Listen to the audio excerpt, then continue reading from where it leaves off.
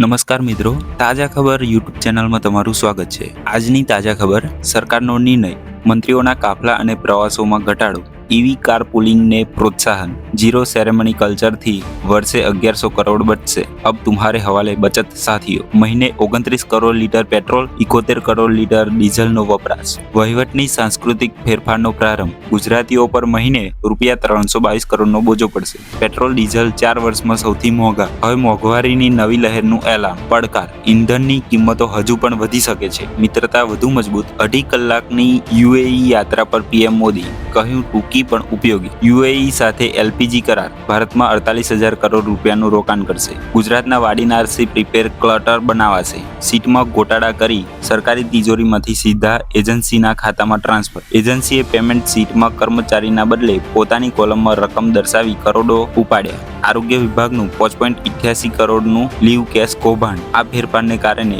એજન્સીના ખાતામાં જમા. આવી તાજેતરની માહિતી જાણવા માટે અમારી યુટ્યુબ ચેનલને સબસ્ક્રાઇબ કરો.